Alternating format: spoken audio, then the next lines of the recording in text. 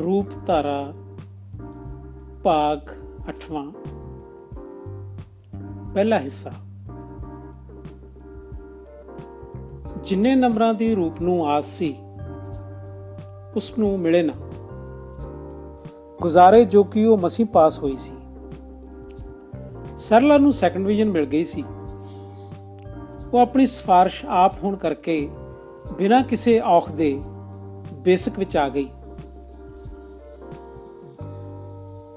ਪੁਰਾਣੇ ਸਮਿਆਂ ਦੇ ਵਿੱਚ ਸਕੂਲ ਟੀਚਰ ਲੱਗਣ ਵਾਸਤੇ, ਜਿਹੜੇ ਪ੍ਰਾਇਮਰੀ ਸਕੂਲ ਸੀ ਉਹਨਾਂ 'ਚ ਲੱਗਣ ਵਾਸਤੇ ਬੇਸਿਕ ਦੀ ਟ੍ਰੇਨਿੰਗ ਹੋਇਆ ਕਰਦੀ ਸੀ, ਜਿਹੜੀ ਅੱਜ ਕੱਲ੍ਹ ETT ਦਾ ਰੂਪ ਧਾਰ ਗਈ ਹੈ।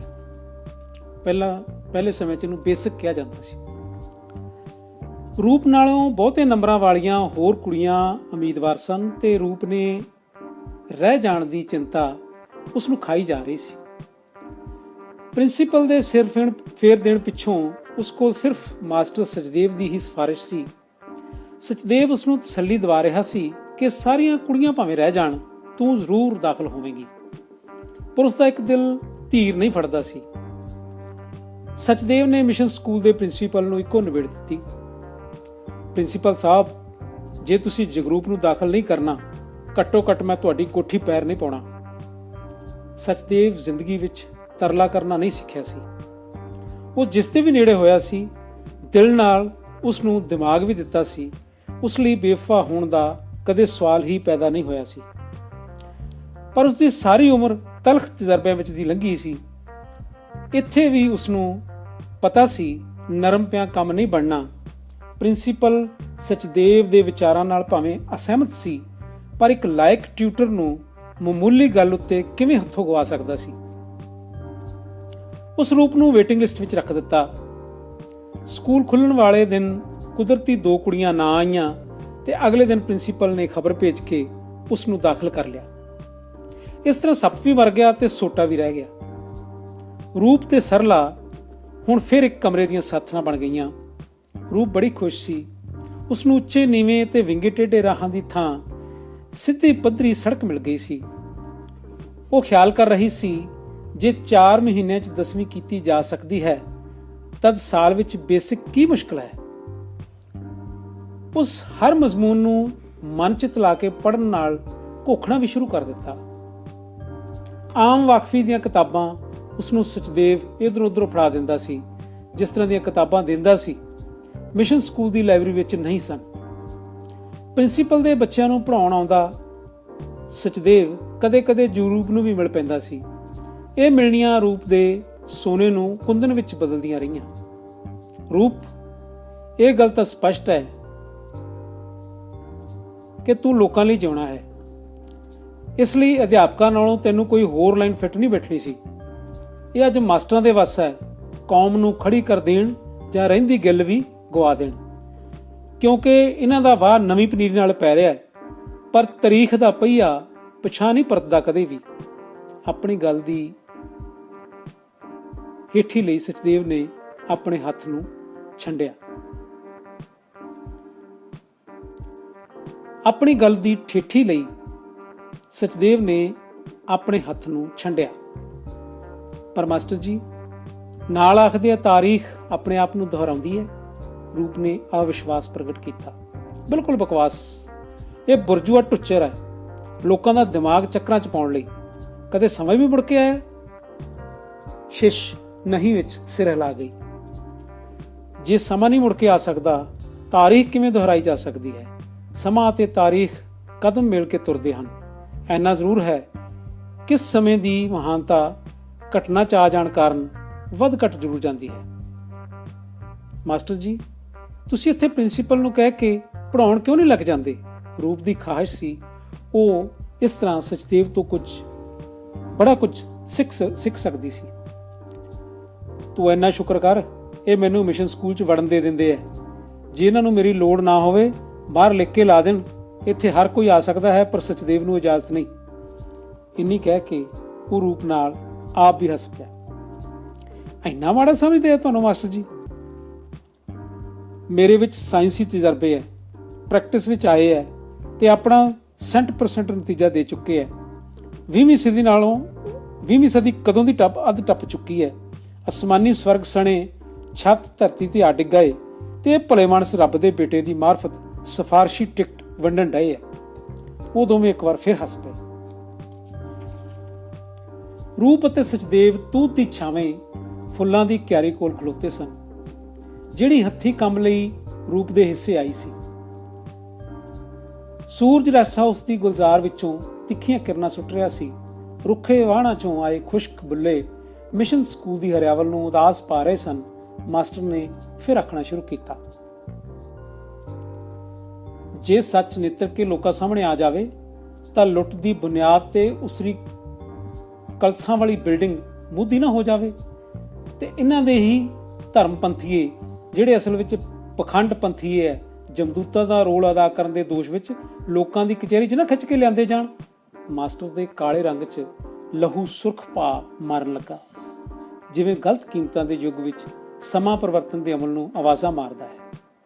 ਸਮਾਜ ਦੀ ਸਰਦਾਰੀ ਅੱਜ ਵੀ ਉਹਨਾਂ ਲੋਕਾਂ ਦੇ ਹੱਥ ਵਿੱਚ ਹੈ ਜਿਨ੍ਹਾਂ ਕਦੇ ਯਿਸੂ ਮਸੀਹ ਨੂੰ ਸੂਲੀ ਦਿੱਤੀ ਸੀ। ਕਿਸੇ ਨੂੰ ਸੂਲੀ ਦੇ ਦਿੱਤੀ, ਕਿਸੇ ਨੂੰ ਭੁੱਖ ਨਾਲ ਮਾਰ ਦਿੱਤਾ। ਜ਼ਿੰਦਗੀ ਦੇ ਕਤਲੇਆਮ ਵਿੱਚ ਕੀ ਫਰਕ ਪਿਆ? ਕਿੰਨੇ ਤਿੱਖੇ ਵਿਚਾਰ ਹਨ ਮਾਸਟਰ ਜੀ ਦੇ, ਰੂਪ ਮਨ ਹੀ ਮਨ ਵਿੱਚ ਸੋਚ ਗਈ। ਰੱਜੇ ਪੁੱਜੇ ਲੋਕ ਇਸੇ ਕਾਰਨ ਇਹਨਾਂ ਨੂੰ ਮਾੜਾ ਸਮਝਦੇ ਆ। ਹੁਣ ਮੈਂ ਮਾਸਟਰ ਜੀ ਇਹ ਸੋਚ ਰਹੀ ਹਾਂ, ਇੰਨੇ ਗਰਮ ਖਿਆਲਾਂ ਦੇ ਬੰਦੇ ਨੂੰ ਸ਼ੁਕਰ ਹੈ ਇਹਨਾਂ ਕਿਤੇ ਖਤਮ ਨਹੀਂ ਕਰ ਦਿੱਤਾ। ਤੂੰ ਸਮਾਜੀ ਜਦੋਜਹਿਦ ਦੀ ਤਾਰੀਖ ਨਹੀਂ ਪੜ੍ਹੀ। ਕੰਮ ਦੇ ਬੰਦਿਆਂ ਨੂੰ ਤਾਂ ਜੰਮਦਿਆਂ ਗਲ ਘੁੱਟ ਕੇ ਮਾਰਨ ਦੀਆਂ ਕੋਸ਼ਿਸ਼ਾਂ ਕੀਤੀਆਂ ਗਈਆਂ। ਹਜ਼ਾਰਾਂ ਵਿਗਿਆਨੀਆਂ ਨੂੰ ਦਿਨ ਦੀ ਵੀ ਬਦਮਾਸ਼ਾਂ ਹੱਥੋਂ ਮਰਵਾ ਸੁੱਟਿਆ। ਜਿਹੜੇ ਬਦਮਾਸ਼ਾਂ ਹੱਥੋਂ ਨਾ ਮਰਵਾਏ ਜਾ ਸਕੇ ਉਹਨਾਂ ਉੱਤੇ ਅਖਲਾਕੀ ਦੋਸ਼ ਥੱਪ ਕੇ ਜੇਲ੍ਹਾਂ ਫਾਂਸੀਆਂ ਰਾਹੀਂ ਪੂਰਾਂ ਦੇ ਪੂਰ ਖਪਾ ਦਿੱਤੇ। ਪਰ ਉਹਨਾਂ ਕੁਰਬਾਨੀਆਂ ਨੇ ਸਾਬਤ ਕਰ ਦਿੱਤਾ ਕਿ ਤਾਰੀਖ ਸ਼ਹਿਨਸ਼ਾਹਾਂ ਤੇ ਜਰਨੈਲਾਂ ਦੀ ਥਾਂ ਕਾਮਿਆਂ ਤੇ ਹੁਨਰਮੰਦਾਂ ਦੀ ਦੇਣ ਹੈ, ਲੋਕਾਂ ਦੀ ਦੇਣ ਹੈ। ਲੋਕਾਂ ਦੀ ਸ਼ਕਤੀ ਅਪਾਰ ਹੈ। ਸਚਦੇਵ ਨੇ ਆਪਣੀ ਗੱਲ ਦੀ ਪੁਸ਼ਟੀ ਲਈ ਬਾਹਾਂ ਖੋਲ ਦਿੱਤੀਆਂ। ਸਿਰਫ ਰੌਲਾ ਹੀ ਇੰਨਾ ਹੈ ਕਿ ਉਹਨਾਂ ਨੂੰ ਉਹ ਸ਼ਕਤੀ ਵਰਤਣੀ ਨਹੀਂ ਆਉਂਦੀ ਤੇ ਵਰਤੋਂ ਉਹਨਾਂ ਨੂੰ ਸਿਖਾਉਣਾ ਸਾਡਾ ਫਰਜ਼ ਹੈ। ਅਸੀਂ ਲੋਕਾਂ ਦੀ ਸੂਝ ਨੂੰ ਨਿਰਾਪੁਰਾ ਤਿੱਖੇ ਹੀ ਨਹੀਂ ਕਰਨਾ, ਸਗੋਂ ਉਹਨਾਂ ਦੀ ਅਣਖ ਵਿੱਚ ਕੁੰਡੇ ਦੰਦੇ ਵੀ ਪੈਦਾ ਕਰਨੇ ਹਨ, ਜਿਨ੍ਹਾਂ ਦੇ ਵਾਰ ਤੋਂ ਕੋਈ ਗਲਤ ਕੀਮਤ ਨਾ ਬਚ ਸਕੇ। ਇਸ ਕੁਦਰਤ ਦੀ ਧਰਤੀ ਉੱਤੇ ਹਰ ਕੋਈ ਜੀਵੇ ਤੇ ਜੀਣ ਦੇਵੇ, ਇਹ ਸਾਡਾ ਮੁੱਖ ਨਿਸ਼ਾਨਾ ਹੈ।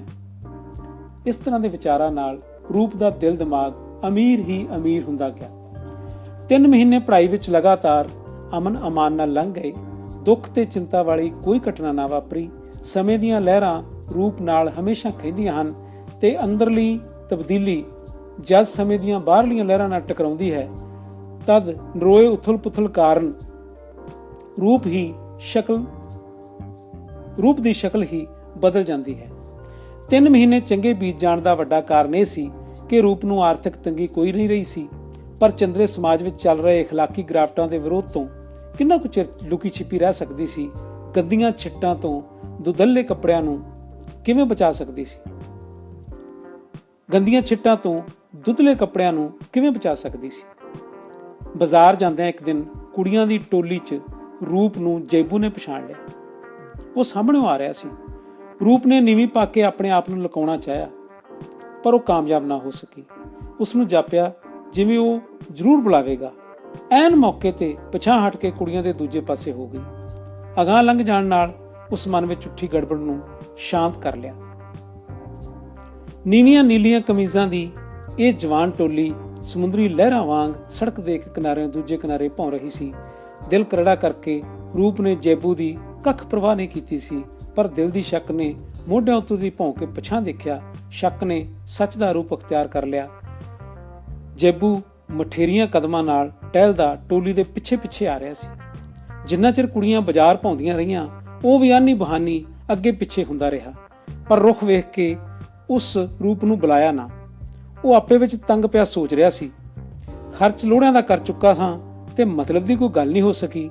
ਨੇੜੇ ਆਉਣ ਦੀ ਥਾਂ ਇਸ ਪਾਸਾ ਵੱਟਣਾ ਸ਼ੁਰੂ ਕਰ ਦਿੱਤਾ ਏ। ਆਖਰ ਗੱਲ ਕੀ ਹੈ?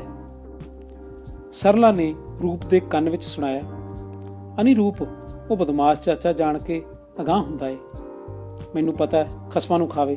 ਰੂਪ ਨੇ ਇਸ ਤਰ੍ਹਾਂ ਬੇਪਰਵਾਹੀ ਵਿਖਾਈ ਜਿਵੇਂ ਜੈਬੂ ਦੀ ਹਸਤੀ ਹੀ ਕੋਈ ਨਹੀਂ ਸੀ। ਲੋੜੀਂਦੀਆਂ ਚੀਜ਼ਾਂ ਖਰੀਦ ਕੇ ਕੁੜੀਆਂ ਸਕੂਲ ਨੂੰ ਪਰਤ ਪਈਆਂ। ਜੈਬੂ ਵੀ 8-10 ਕਦਮਾਂ ਦੀ ਵਿੱਥ ਨਾਲ ਪਿੱਛੇ ਪਿੱਛੇ ਆ ਰਿਹਾ ਸੀ। ਰੂਪ ਨੇ ਸਕੂਲ ਦਾ ਗੇਟ ਵੜਦਿਆਂ ਪਿਛਾਂਹ ਤੱਕਿਆ। ਜੇਬੂ ਅਗਾਂਹ ਲੰਘ ਗਿਆ।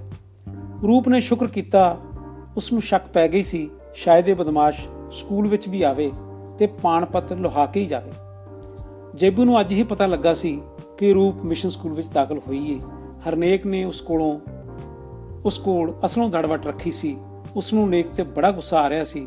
ਉਹ ਆਪਣੇ ਆਪ ਨੂੰ 3 ਮਹੀਨੇ ਸੁੱਤਾ ਪਿਆ ਹੀ ਅਨੁਭਵ ਕੀਤਾ। ਅਗਲੇ ਦਿਨ ਰੂਪ ਨੂੰ ਪ੍ਰਿੰਸੀਪਲ ਨੇ ਕੋਠੀ ਬੁਲਾਇਆ। ਉਹ ਥੋੜੀ ਹੈਰਾਨ ਜ਼ਰੂਰ ਹੋਈ ਕਿ ਅੱਗੇ ਕਦੇ ਪ੍ਰਿੰਸੀਪਲ ਨੇ ਨਹੀਂ ਸੱਦਿਆ।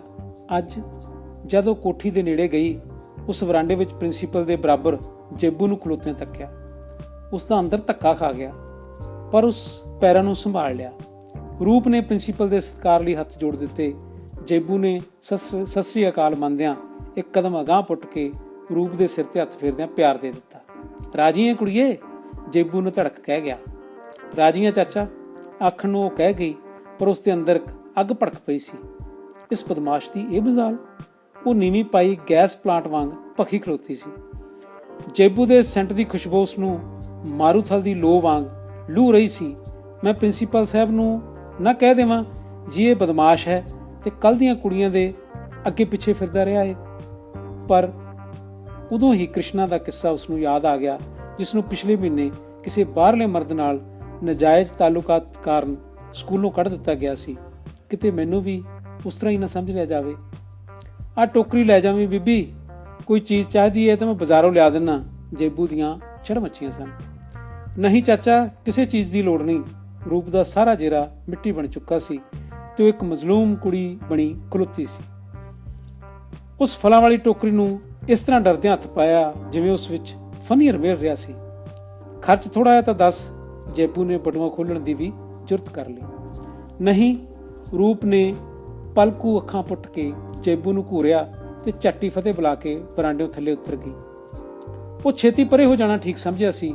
ਬਦਮਾਸ਼ ਚਾਚੇ ਦੀ ਬਨੌਟੀ ਭਤੀਜੀ ਬਣ ਕੇ ਜਿਹੜਾ ਨਾਟਕ ਉਸ ਨੂੰ ਪ੍ਰਿੰਸੀਪਲ ਸਾਹਮਣੇ ਮਜਬੂਰਨ ਖੇਡਣਾ ਪੈਣਾ ਸੀ, ਉਸਨੇ ਰੂਪ ਨੂੰ ਪੈਰਾਂ ਦੀਆਂ ਤਲੀਆਂ ਤੱਕ ਕੰਬਣੀਆਂ ਛੇੜ ਦਿੱਤੀਆਂ।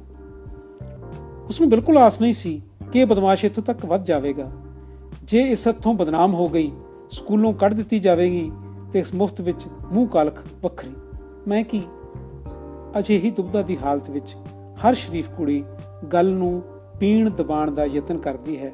ਬੁੱਲਾਂ ਨੂੰ ਤੋੜਦਿਆਂ ਤੇ ਸਿਰ ਨੂੰ ਝੰਜੋੜਦਿਆਂ ਰੂਪ ਨੇ ਮਨ ਵਿੱਚ ਕਿਹਾ, ਜਿਹੜਾ ਅੱਜ ਆਇਆ ਹੈ ਫਿਰ ਵੀ ਆਵੇਗਾ ਤੇ ਬਦਨਾਮੀ ਇੱਕ ਦਿਨ ਜ਼ਰੂਰ ਹੋ ਕੇ ਰਹੇਗੀ। ਕਿਸ ਨੂੰ ਆਖਾਂ? ਇਹਦੀ ਘਰਵਾਲੀ ਨੂੰ ਝਾੜਾਂ ਤੇ ਕਿਉਂ ਨਾ ਖਰੀਆਂ ਸੁਣਾਵਾਂ। ਜਦੋਂ ਕਮਰੇ ਵਿੱਚ ਆਈ, ਸਰਲਾ ਹੋਰਾਂ ਨੇ ਟੋਕਰੀ ਖੋਲ ਲਈ ਤੇ ਸਹਾਰਨਪੁਰੀ ਅੰਬ ਚੀਰਨੇ ਸ਼ੁਰੂ ਕਰ ਦਿੱਤੇ। ਸਰਲਾ ਨੇ ਅੰਬ ਖਾਂਦਿਆਂ ਆਖਿਆ, ਆਹਾ ਸਵਾਦ ਆ ਗਿਆ ਰੂਪੋ। ਜੇ ਪ੍ਰਿੰਸੀਪਲ ਦੀ ਕੋਠੀਓਂ ਕਲਮੀ ਅੰਬ ਮਿਲਦੇ ਐ ਤਾਂ ਤੂੰ ਮਾਤਾ ਦੀ ਸਹੁੰ ਚੁੱਪ ਕਰਕੇ ਨਿੱਤ ਹੀ ਉੱਠ ਜਾਇਆ ਕਰ। ਸਾਰੀਆਂ ਕੁੜੀਆਂ ਹੱਸ ਪਈਆਂ। ਦਿਲ ਤਾਂ ਰੂਪ ਦਾ ਪੁੱਛਿਆ ਹੀ ਜਾਣਦਾ ਸੀ, ਪਰ ਉਸਨੂੰ ਸਰਲਾ ਦੀਆਂ ਗੱਲਾਂ ਤੇ ਹੱਸਣਾ ਪੈ ਗਿਆ। ਉਹ ਆਪਣਾ ਹਿੱਸਾ ਖਾਧਾ ਨਾ ਤੇ ਅਲਮਾਰੀ ਵਿੱਚ ਰੱਖ ਛੱਡਿਆ। ਜਦ ਹਨੇਰਾ ਪਿਆ, ਬਾਹਰ ਮਿਊਨਿਸਪਲ ਕਮੇਟੀ ਦੇ ਗੰਦ ਸਮੀਟਰ ਵਾਲੇ ਢੋਲ ਵਿੱਚ ਸੁੱਟ ਆਈ। ਉਸ ਮੁੜ ਕੇ ਸਾਬਣ ਨਾਲ ਹੱਥ ਉੱਤੇ ਜਿਵੇਂ ਛੂਤ ਦੀ ਬਿਮਾਰੀ ਵਾਲੇ ਦੀ ਜੂਠ ਛੋਹ ਲਈ ਸੀ। ਦਿਨੇ ਉਸ ਸਲਾਹ ਬਣਾਈ ਕਿ ਸਰਲਾ ਨੂੰ ਸਾਰੀ ਗੱਲ ਦੱਸ ਦੇਵਾਂ, ਪਰ ਉਸ ਫਿਰ ਝੱਸੀ ਵੱਟ ਲਈ। ਮੁੜ ਮਾਸਟਰ ਸਚਦੇਵ ਨੂੰ ਦੱਸਣ ਲਈ ਦਿਲ ਵਿੱਚ ਧਾਰੀ ਤੇ ਉਹ ਵੀ ਰੱਦ ਦਿੱਤੀ। ਉਹ ਦੂਜੀ ਰਾਤ ਵੀ ਸੌ ਨਾ ਸਕੀ, ਪਲਸੇਟੇ ਮਾਰਦੀ ਰਹੀ। ਜਦ ਸੁੱਤੀ, ਸੁਪਨੇ 'ਚ ਕਾਲੇ ਖਾਂ ਉਸਨੂੰ ਕੇਸਾਂ ਤੋਂ ਫੜੀ ਬਾਜ਼ਾਰ ਵਿੱਚ ਧੂਹੀ ਜਾ ਰਿਹਾ ਸੀ। ਲੋਕ ਉਸ ਵੱਲ ਉਂਗਲਾਂ ਕਰ ਰਹੇ ਸਨ। ਉਹ ਸ਼ਰਮ ਵਿੱਚ ਮਰਦੀ ਜਾ ਰਹੀ ਸੀ।